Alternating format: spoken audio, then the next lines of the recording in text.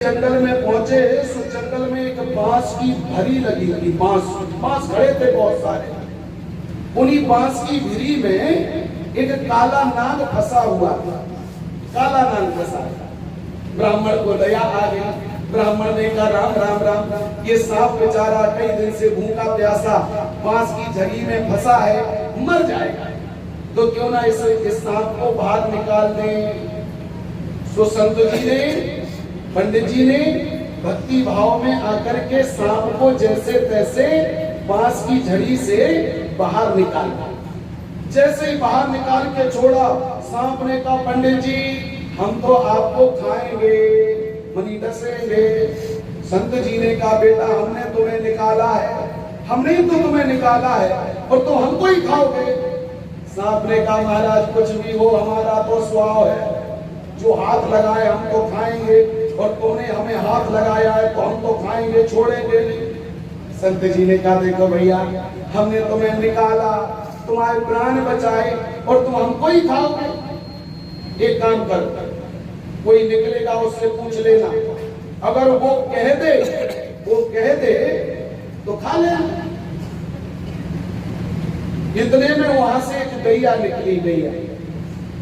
गैया निकली तो पंडित जी ने गौ माता को रोक लिया। गौ माता, हमने सांप को जड़ी से निकाला और ये सांप के प्राण बचाए और बाद में यही सांप कह रहा है कि हम तो तुम्हें खाएंगे। इतना सुनते ही गौ माता की आंखों से आंसू आ गया। गौ माता ने कहा कि जो तुम्हारे साथ हो रहा है ये तो हमारे साथ रोज होता है। क्या होता है? बोले जिस किसान को हम दूध पिलाते हैं, जिस किसान के बच्चों का हम पेट भरते हैं अपने दूध के माध्यम से, और जब हम दूध देना बंद कर देते हैं वही किसान हमें डंडा मार के घर से भगा देता है। वैसे सांप ने कहा अब खाएं। पंडित जी ने कहा देखो गौ माता ने तो कुछ कहा नहीं है, ये कहा और किसी को आ जाने दो। तब तक हुआ एक बंदर आ गया। बंदर ने कहा क्या हुआ पंडित जी? बोले महाराज हमने सांप को निकाला और ये हमको ही खा रहा।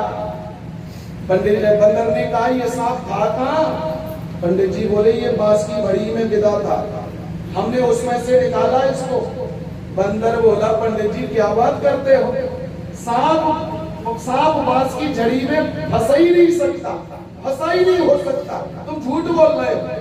सांप बोला नहीं पंडित जी झूठ नहीं बोल रहे हैं, सही कह रहे हैं, हम बांस ही में फंसे थे और पंडित जी ने ही निकालो और हम पंडित जी को छोड़ेंगे नहीं। बंदर ने कहा तुम भले ही कहो पर हम मानेंगे ही नहीं।